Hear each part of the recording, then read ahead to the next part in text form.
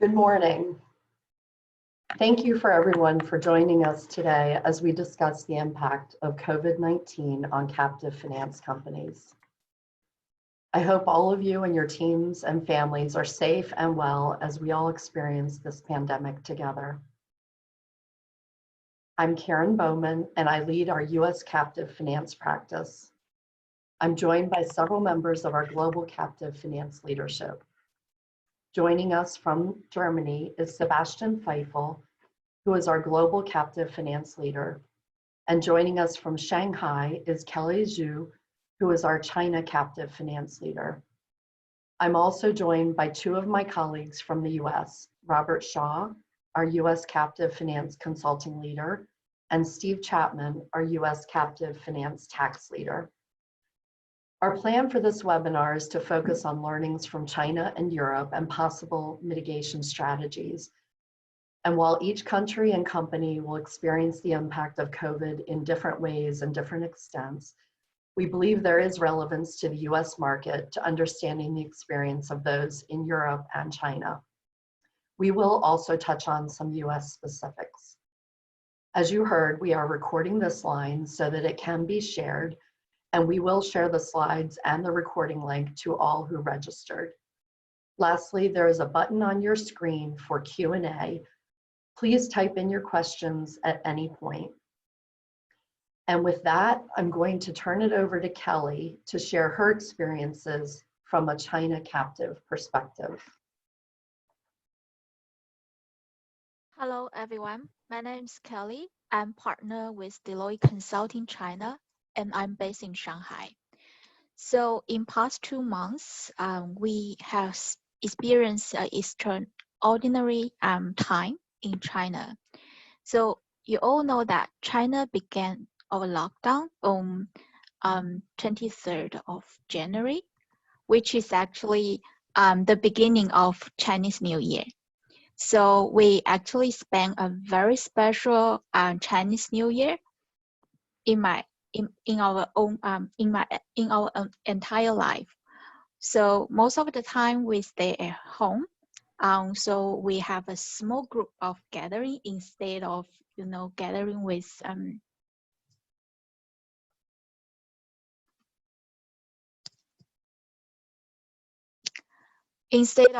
a big family gathering.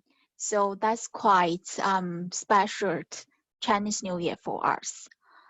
So starting from end of Chinese New Year, so that's February 3rd. We start to we still keep staying at home, but we start to work from home. Based on most of the Chinese people in here, most of the people in China actually experienced SARS back in 2003. So they all have quite alert about the virus outbreak, and they are quite so especially when we knew about the morbidity ratio of this COVID coronavirus is actually high, much higher than SARS. So most of people actually is quite disciplined, staying home. So we start to self-confinement in order to actually conquer this difficult time. So it's about 3 rounds of home isolation. Basically, each round is about 2 weeks. So starting from March, middle March, but it is quite slightly different for different provinces. Like in Shanghai, where I am based, we actually start to relax our work and restrictions starting from March 16. So we can actually start the office capacities from 50% of the capacities in office, and slowly we actually resume the capacities of the office premise. So there are more and more people start to work in office instead of home now, and also there are more and more people going out to enjoying their spring break, but most of the people still have their mask on because the whole situation is not fully clear to most of the people. According to the government's guidance, the new normal will start in April or probably May. So most of the company will have the full resumption in their work in their office. So in terms of captive, actually in January, it was not quite impacted the business of captive, but in February, because most of the cities are locked down with minimum business running. So the new car sales actually dropped 80% in February. And in March, it's almost the same, 7 to 8%. But we're already seeing that there are new finance contracts being initiated starting from last week for each auto finance company here. So you can see that the business is slowly resuming in China. So we have the new contract issue. But in March and February, that's a very difficult time. So government actually released a policy to support the enterprise and also the finance industry. So most of the finance companies is supported to maintain their credit line so that we have enough liquidities to support all the financing needs from those from different enterprise, especially the small and medium enterprise in the tier 2, tier 3, and tier 4 cities in China. So because of this, actually, most of the captive finance companies, they have enough liquidities in order to support their operations and support their financings. But in February and March, most of the captive finance company also release a series of policies in order to support their customers, including retail customer, wholesale customers, and some of the fleet customers. For the retail customers, the key policy is actually to referral of the interest payment in February and March, because you know that in China, there are only up to 1% of the population owns credit card. So most of the people, they actually need to use their bank account or the other means in order to pay their interest. That's why in those lockdown periods, they kind of refer of interest so that people don't not necessary to go out to pay their interest. For the wholesale business, most of the dealers, especially those small dealers, are at bankruptcy risk, especially for those ones in Hubei province, because the whole province is actually fully locked down. Has imposed most restrict lockdown policies. So the dealers there is actually, dealer business there is hugely impacted. So they actually release a series of policies, including referral of the interest, and also offer some of the temporary loans to those small dealers in order to help them to conquer the difficult time. The other segment is for some of the captive finance companies, their own customer segment is fleet. You know that in China, there are many car hailing companies like Didi and other platforms. So there are many vehicles in each of the fleet company. Because of the lockdown, everyone is confined at home, nobody go out. So most of the drivers or the fleet companies is not able to, is actually, they don't have revenue on those in February and March, or the revenue dropped a lot. So they are not able to actually repay the loan. So those companies are also receive the similar support from captive finance companies, which is the same as the small dealers. The last one is about the operation part. You know that because in February and March, there are many is not able to do some of the collections.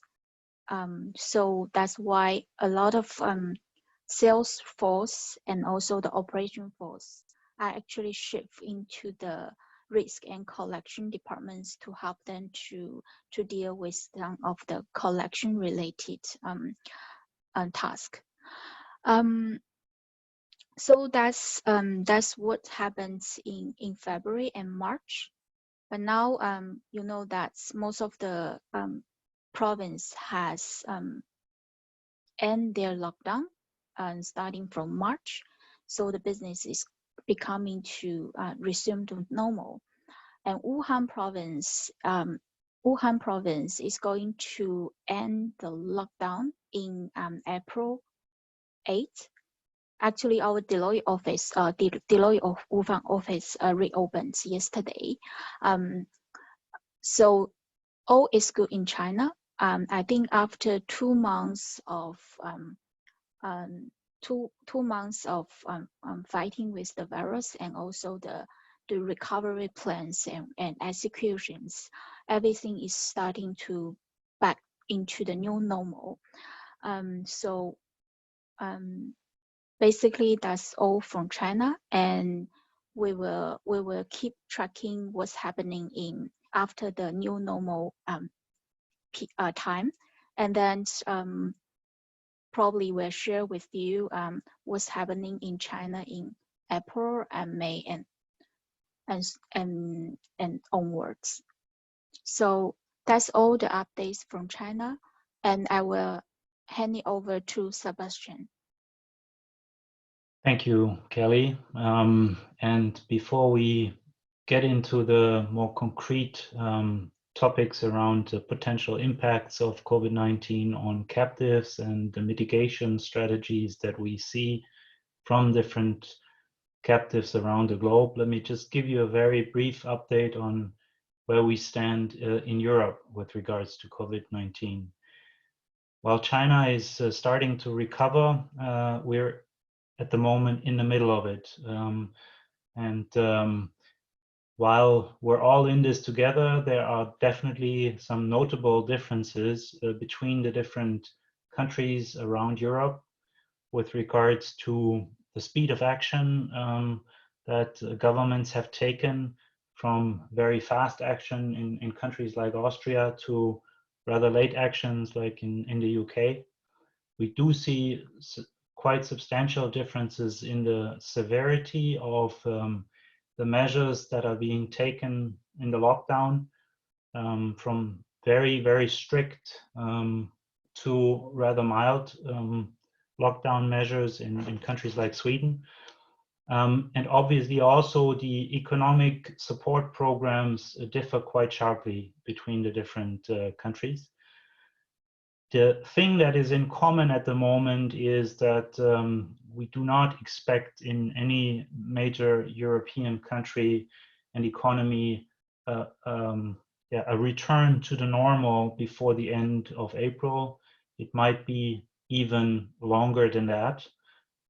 So most of the production facilities of the large OEMs in Europe have been shut down and will stay shut down for quite some weeks to come. So we are in the middle of it, and interestingly, in Europe, most captives have actually enjoyed a record month of February, and that was before the first implications of COVID-19 hit.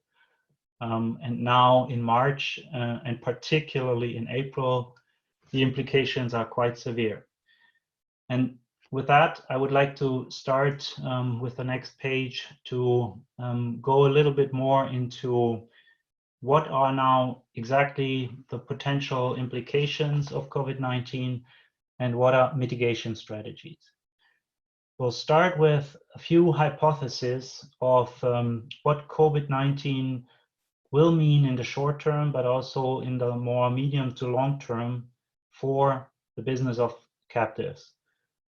And we'll start obviously with the demand side. And as Kelly just said, in China, the car purchases went down by 70 to 80% in the month of February. And that's what we are expecting for the month of April in Europe, and will probably hit the US also.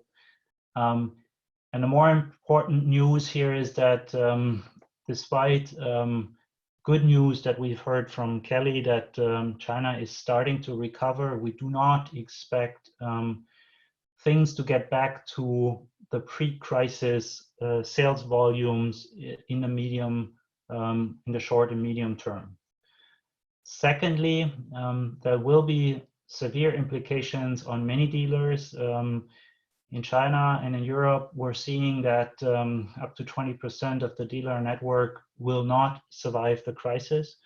And something similar could also happen in the US, of course. And then there are some more medium-term to long-term hypotheses, which cover the pace of economic recovery, which will obviously vary quite substantially. We certainly have to expect an increased credit default risk and liquidity concerns. We certainly will see a strong increase in the move from ownership to more flexible usage models. And finally, we also believe that what we're seeing right now could mean the breakthrough for online direct-to-consumer sales of vehicles in many countries. And with that, I would like to turn it to the question of what does this mean now, not only for the captive itself, but also for the other stakeholders in the business ecosystem of a captive, namely the customer base, the dealer network, and the respective OEM behind the auto captive. We will talk now in the next few minutes about the implications of COVID-19, the potential implications of COVID-19 on each of those groups, and some recommended actions that we see happening or that we think will become necessary in the next few weeks and months. As you will see, this is mostly focused on the economic implications of COVID-19. However, of course, for all captives, like for all companies, at the moment, the biggest concern is the protection of the employees. So that's not covered here in detail. However, that is, of course, the most important priority. Now, if we go through this, starting with the captive itself, the implications of COVID-19 on the captive cover a wide variety of economic topics, like, of course, the increasing risk of credit defaults, a drop in the new business, which will reduce cash inflow quite substantially. We do see that the possibilities to react on a cash outflow side are rather limited in many cases. Certainly in countries where captives are highly regulated, there are threats of falling behind or below certain thresholds that are provided by the regulator. The possibilities of downgrades of the OEMs themselves will certainly lead to increased cost of capital and therefore a competitive disadvantage for some of the captives. We talked about liquidity, and most likely there will be substantial residual value implications of COVID-19. What does it mean in terms of possible actions for captives? At the moment, certainly the focus of captives needs to be on customer retention and securing cash flows. And that's why we do actually see both in China and in Europe, and increasingly also in the US, that captives are proactively prolonging, extending existing contracts, and that are offering deferral of payments for new customers. What we're also seeing is that captives are starting to shift capacities from sales to collections and contract management. We're seeing that captives are proactively reducing their spend.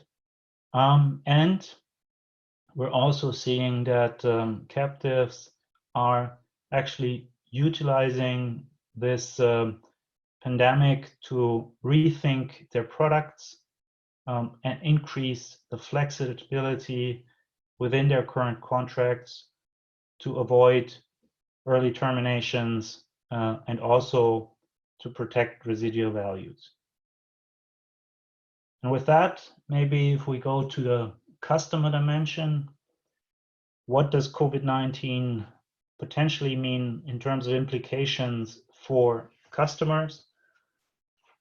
We do believe that, and there's a lot of evidence for that, there will be postponement of buying decisions, both from retail and from corporate customers.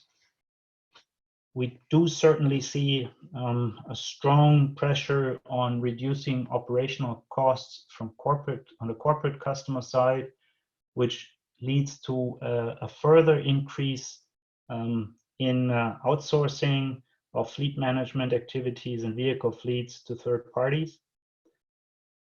We do see or do believe that the demand for flexible contracts and usage-based models will further increase quite substantially.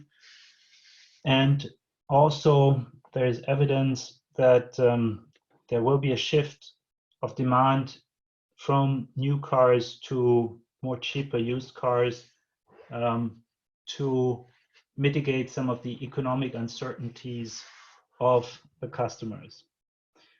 In terms of recommendations and potential actions for captives, we've already talked about the prolongation, the extension of existing contracts. We do see the deferral of interest payments. We do see some activities around providing interim loans to fleet customers. But we're also seeing substantially higher interest in trying out new usage-based models around mileage packages and subscriptions, which most captives have been thinking about for quite some time, but now the implementation of these schemes is taking shape and is increasingly being visible in the market. Obviously, it's also important now more than ever to support new car sales with specific campaigns. There's a variety of campaigns out there, but experience also shows that these campaigns do not actually are not very successful in the peak during the peak season of the pandemic, but rather than once the lockdowns are loosened a little bit. Now let's move to the network. So the dealers certainly in terms of implications, there is a sharp drop in cash flow for many dealers. That also, and also given the fact that sales are dropping substantially, there's an increased demand for floor plan financing, combined with the accelerated depreciation of the vehicles, that is providing a substantial risk for the liquidity of most dealers. So one of the most important focus areas we see for many captives in Europe and in China is support in stabilizing the retail network by deferring payments, but also increasing the frequency of credit assessments of the floor plan dealers. We're seeing interim loans and expanded overdraft facilities. We're seeing changes in the payment terms, and as mentioned before, we're also seeing quite a number of campaigns to stimulate the customer demand. But as I said before, not typically during the peak of the pandemic, but rather than when things are starting to go back to the new normal, as Kelly mentioned before. Finally, let's take a quick look at what COVID-19 means in terms of implications for the OEM and how the captives can support OEMs. Same topic here. We're seeing sharp drops in cash inflow with basically stopped production in most countries,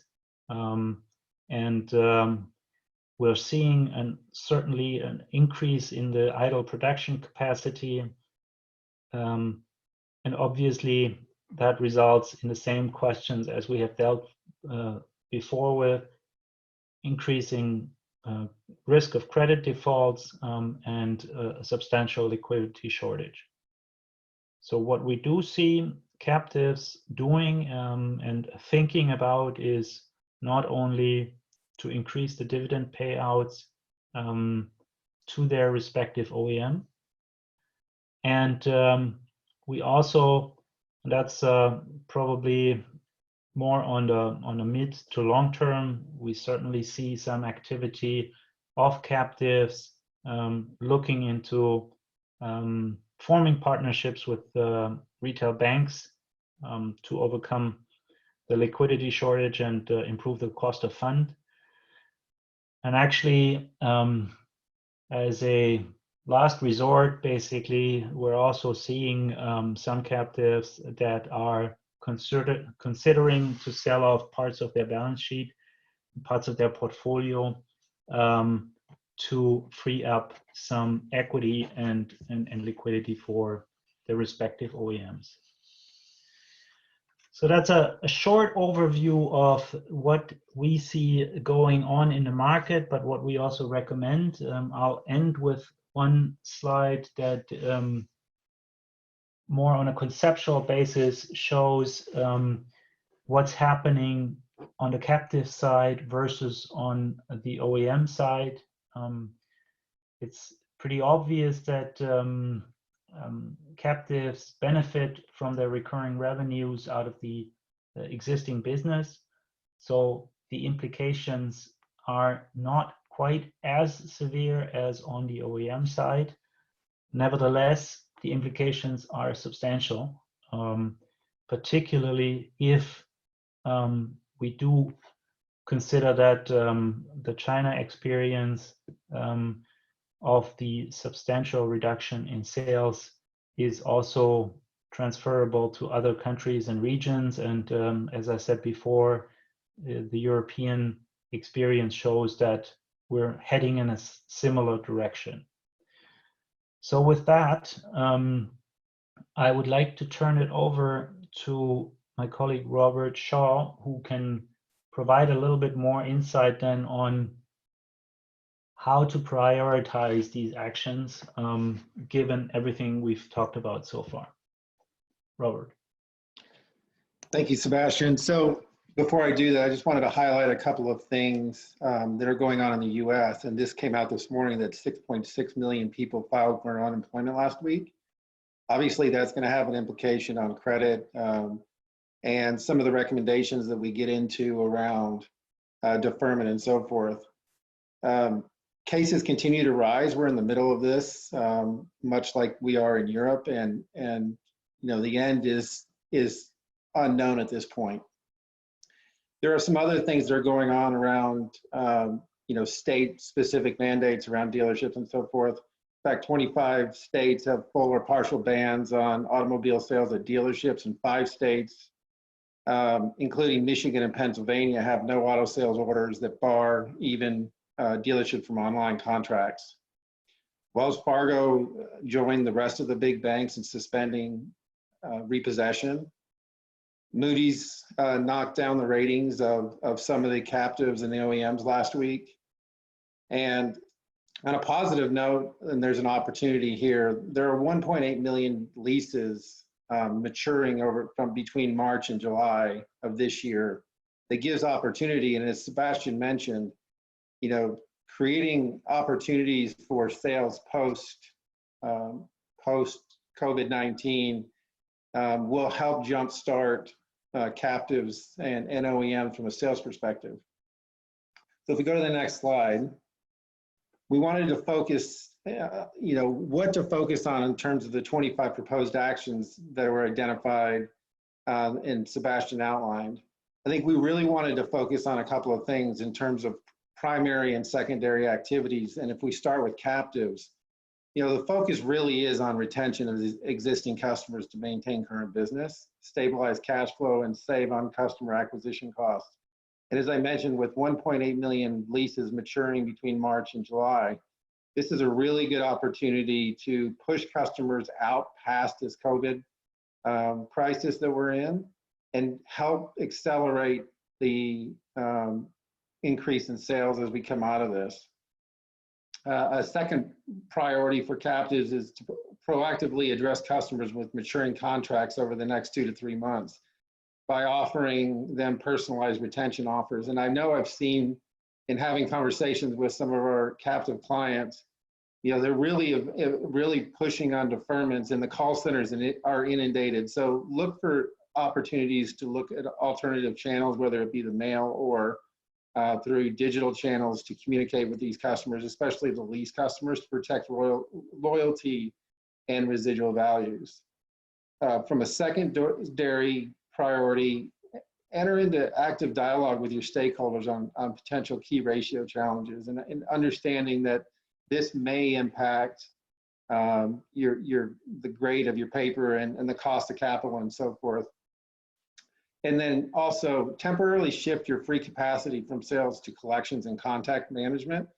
As we've heard from our clients recently, some captives aren't even able to get through all the queues, and abandon rates are as high as 30%. So customers are actively looking for opportunities to contact the captive to make arrangements. And as I mentioned, with so many unemployed, it's really important for you as a captive to drive on loyalty and use this as an opportunity to differentiate from your on a service level. So as you think about customers, you know, we already talked about a couple of different occasions on the extensions, deferments of current contracts. You know, this also includes deferrals, suspension of interest payments to improve customer cash flow. And then on a secondary basis, and this primarily has to do with corporate customers or commercial customers, offer interim loans to ensure financial liquidity for those customers. If we look over at the retail network of the dealers, I think it's really important to focus on stabilizing the retail network and as the main channel for the OEM and the captive. You know, they're really struggling, and dealer profitability is at high risk. We already saw that the probability of the bankruptcy is pretty high for some of these smaller dealers, and there's going to be some of these dealers that just don't survive this crisis. So the other big priority would be to offer deferral suspension of interest payments on floor plan to improve dealer cash flow. From a secondary perspective, move this over a little bit. Increase frequency of credit assessments on your floor plan dealers to make sure that you maintain a high risk profile for your dealers and have good visibility in where the inventory is. And then another opportunity is to offer interim loans to ensure financial liquidity and expand overdraft facilities. If we look down at the OEM group, review possibility to increase dividend payouts to ensure financial liquidity of the OEM group. Secondarily, further increase future shares of dividend payouts to the OEM group. Finally, review possibilities to sell off part of your balance sheet to free up equity.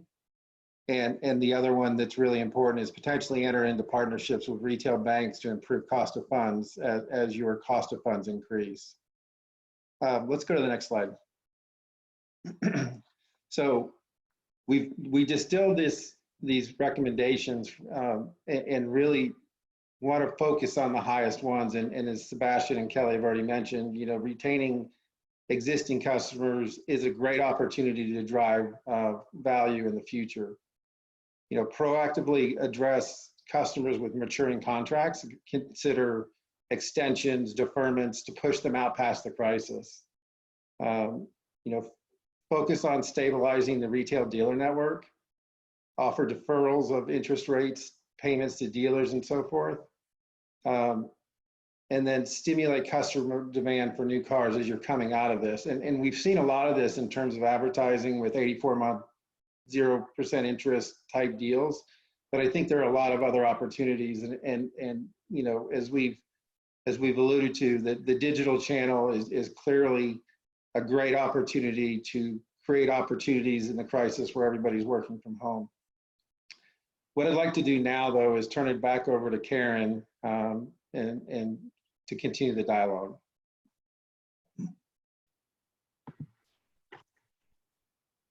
Great. Thank you, Robert. COVID's impact is being felt in all parts of the business. I'd like to address from an accounting standpoint some of the unique discussions we've been having with our clients over the last couple of weeks. Those have been primarily centered around valuation issues, including goodwill impairment, impairment of long-lived assets, and in general, valuation of financial assets. We've also been having discussions with our clients about the remote closing of the books, adapting internal controls to a remote environment, as well as best practices for completing quarterly review procedures in a remote situation. We felt it would be remiss to have a discussion around COVID's impact without mentioning the CARES Act, which was signed into law this past Friday. And like with many things and accounting, it's a little more complicated than Congress signing this into law or the president signing this into law.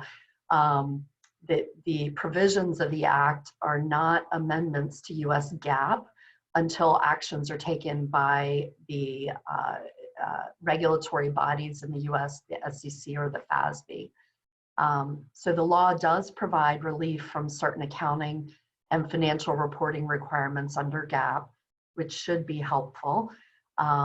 Yesterday afternoon, specifically, there was a meeting of the AICPA's Depository Institutions Expert Panel, known as DEEP, with the SEC and the FASB to discuss open questions related to the Act. And we understand that SEC and FASB have made it a priority to issue guidance, although the timing is not known. So two aspects in particular, the CARES Act offers temporary relief from applying the FASB's current expected credit losses standard, but it's written as specific to banks and credit unions. And those entities are not required to comply with the CECL standard during the period beginning on the date of enactment and ending on the earlier of the termination date of the national emergency that's been declared or the end of this year. So open questions that are being discussed, first and most importantly, is whether this deferral of CECL would apply to non-banks, such as captive finance companies.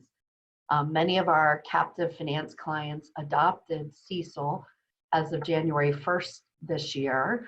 And we are in unusual times, but it would be very unusual to unadopt a standard and later re-adopt it. So we are all looking for more guidance in that area. Secondly, and very importantly, the CARES Act provides temporary relief related to loan modifications.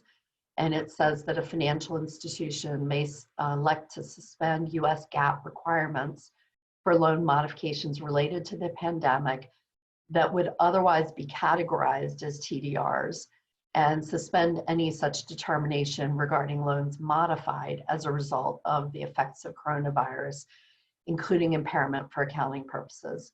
So a lot of questions here as well, one being the definition of a financial institution.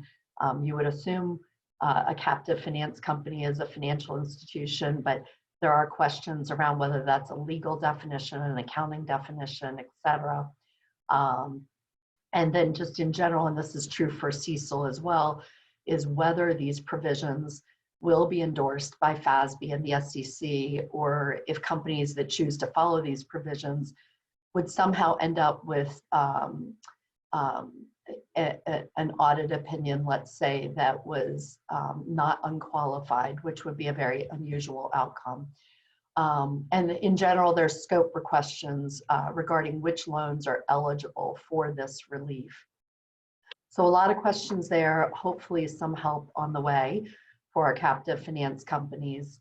And we're looking forward to the SEC and FASB issuing guidance as soon as possible, so that all of our clients have answers prior to having to file their 10Q in the next 30 to 45 days.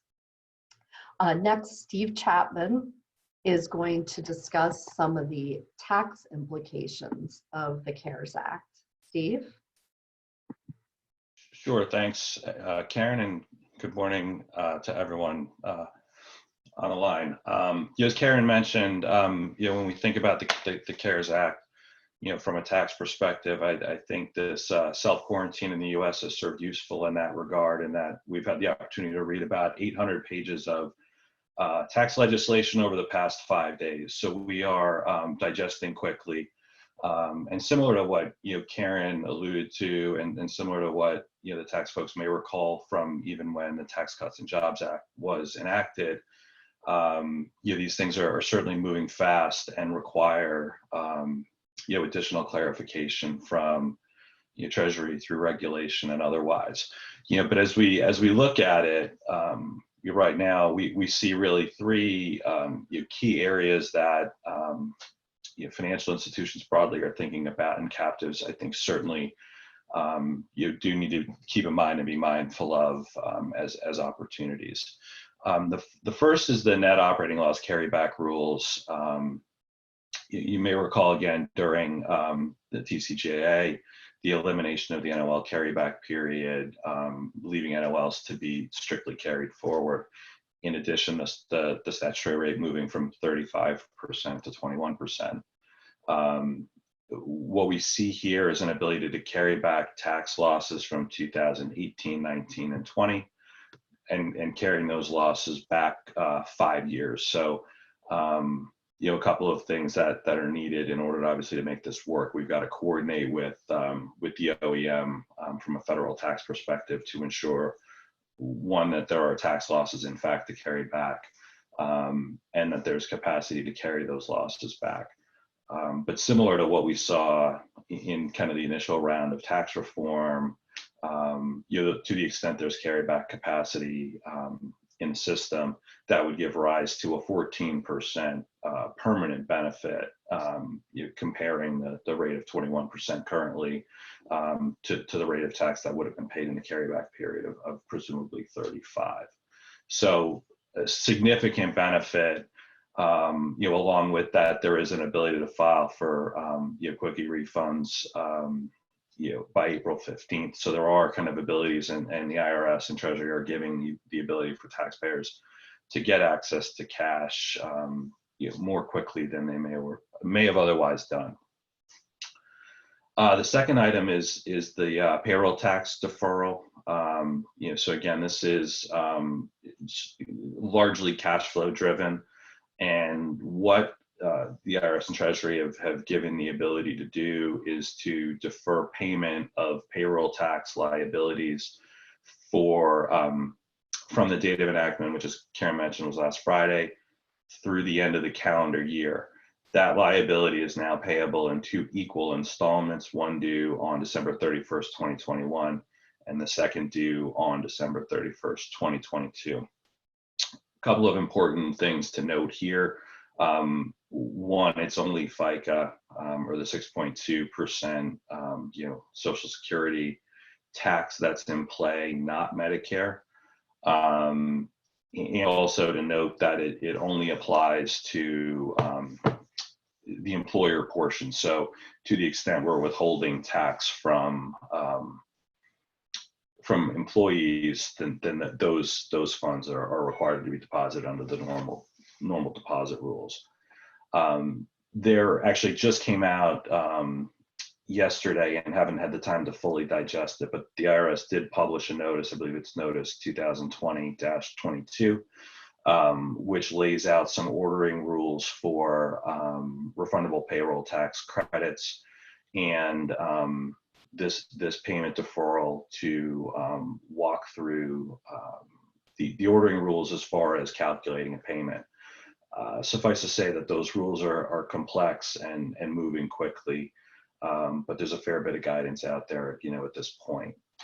The last item I think that's worth mentioning is what we in the tax community affectionately referred to as the retail glitch. I'm not exactly sure why it got that name, but there was a glitch in the Tax Cuts and Jobs Act that made the qualified improvement property, essentially 39-year property that was depreciated over a straight line basis over 39 years.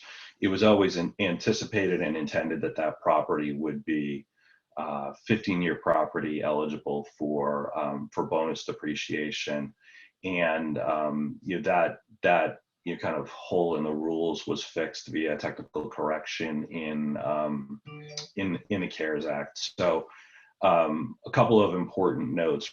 One, this is now retroactive back to the enactment of the Tax Cuts and Jobs Act. So there is an ability to recharacterize property in the back periods. So 2018, to the extent returns were filed in 2018, an ability to correct that. We have not gotten guidance on mechanically how that will be done, whether it be an accounting method or another kind of automatic change via the tax return.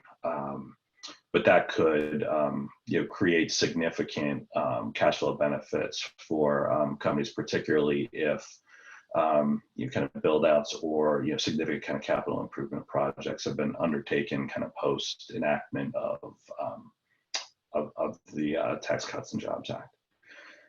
So with that, I'm going to pause, take a breath, and Karen, can I hand back to you for a close?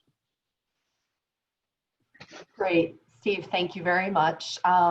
We have a few things in here that we thought might be helpful. As I mentioned previously, we'll be sending the link for the webcast and this deck to anyone who's registered.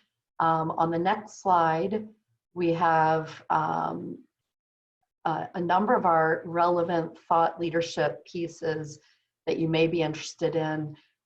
You'll see the first one on here is COVID-19 for banking. We've got some auto industry COVID-related pieces, maintaining customer loyalty, which we've talked about quite a bit on this call, how leadership can respond in a time of crisis. And then we have some more on the next slide, COVID-19 specific. And then I want to highlight the last piece on here, Digital by Design. That's our newest thought leadership piece. And it speaks to how captives are using digital technologies to enable a better customer experience, operational efficiencies, and is particularly relevant, I think, during these times. I also like to, on the next slide, highlight a couple of additional webinars that you may be interested in. And when you have the deck, you'll be able to click on the link to register for these. The first one we show on here is on next Wednesday, and it's our Deloitte's global economist speaking about his views of what we have ahead related to the pandemic. And then the second one is CARES Act specific, and that one's tomorrow. We've set that up for 2 different times. So if you have an issue registering for one time, please try the other if that works for you, because we've both of these have very strong subscriptions. It's also possible that we'll be offering, especially the CARES Act one, for a 3rd time, given the responses so far on that. Last thing I'd like to do then is open us up for Q&A. We've got about 7 minutes left here, and we've had a number of questions that have come in, but we're still happy to take any additional. And I think what we'll start with, first of all, I'd like to ask all the presenters if you can come back onto video. And I think we'll start with the question around, we were asked to elaborate a bit more on residual values and impacts there. I think, Sebastian, you had touched on that in your presentation. So I'd like to hand that to you. Yes.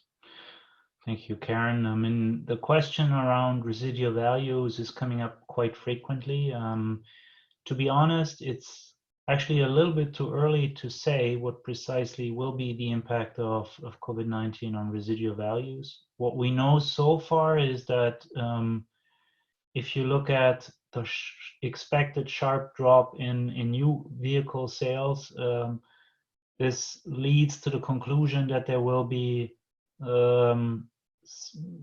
large campaigns, large discounts, which should have a negative effect on residual values. On the other hand, we've also talked about a higher demand for used cars going forward, for cheaper used cars. And we've also talked about the fact that production has been stopped for 2 weeks to almost 2 months in specific countries. So this might have actually a positive impact on residual values. So in effect, we don't really know at this moment in time whether there will be a hit on residual values or a surge in residual values. I know that's not really satisfactory, but that's that's the reality at the moment, that we simply don't know. Robert, you want to add to that? Yeah, I was just going to suggest that, you mentioned that the higher demand for used cars as manufacturers are looking to pick up production. Programs like certified pre-owned and tailored lease offerings or used on used is probably a good way to help offset some of the residual values. Extending these vehicles out into post-crisis, I think is a good idea, but as Sebastian alluded to, we just don't know. I think being prepared as we come out of the crisis is probably the most prudent thing you can do. Right. Karen, you're still on mute. Thank you.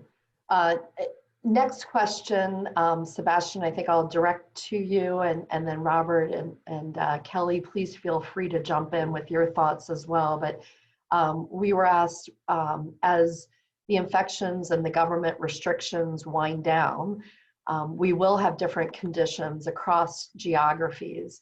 So how should a global captive be preparing now to tailor their strategies to the reality on the ground in each of their regions of business? Mhm. Most important, as we see right now, is to learn from countries like China, where the pandemic is already on the decline, because that's probably the good thing about this crisis, is that it's not hitting everybody at the same speed and at the same time. So we do have the possibility to learn from each other. Secondly, as Robert just mentioned, being prepared for different scenarios per market is of utmost importance. So we are working with our clients to develop different scenarios of what could happen, so that they can get prepared and flexibilize their products and their whole back offices to the biggest possible extent, because simply it's impossible to say exactly where the market will head in each market. So having scenarios is typically what is best suited to prepare. Robert, you want to add to that, or Kelly? Yeah, I think the preparation is the key here, and using the learnings and carrying them forward to the other geographies, I think, is really important. And then even within your own, in the United States, there may be different levels of recovery that you need to plan for as well. So I think that's really important to think about how you roll these programs out, learn from them, and then continue to roll them out to other geographies. From China, we actually think there are certain trends from the consumer part. First of all, after this pandemic, or the whole Chinese, most of the Chinese people will reconsider about their mobility choices. Mm-hmm. So many people were, because in China, actually, there are many families that doesn't own a house card. So many people will many families will start to think about to buy a car for their families, because in this period actually is quite risk to travel with the public transportations. So that's one thing. The other thing is that people will tend to, have a consumption downstream. So we're seeing that people may turn to economy card rather than a luxury card. So you will see that in near term or middle term in China, the economy cars will the sales will go up, and the luxury cars will be slightly go down. The third thing is we will see that some of the vehicles will be like SUV will be becoming more popular, because you know that people have been confined at home for a long time. So actually last middle of March, we ran the consumer study regarding the travel, hospitality, and mobility survey. And most of people express that after the outbreak is clear, they want to actually go back on travel again. But most of the people, they want to go to some of the near city and want to drive there. So you will see that some of the family will consider to buy a SUV car, or even they don't buy a car, they will instead of choosing the train, they will start to rent a car from the rental companies in order to travel around the nearby cities. So those are some of the consumer trends that we see will impact the auto markets, and it will also impact the strategies of the captive finance here. Kelly, I had participated in an auto webinar where someone made the point that I think in the month of February, there was a surge in demand for autonomous delivery vehicles in China at the same time yeah. Yes. I think everyone's looking for a touchless answer, a contactless answer. So we are at the top of the hour, actually just over, and there were a few more questions that did come in. Happy to respond to those. And what I would say is, please feel free to reach out to any of us if there's any questions that we can help answer. We want to be here for all of you during this difficult time and as always. So I'm just going to go ahead and end it here. And again, thank you very much for participating, and stay positive and test negative is the mantra. So thank you.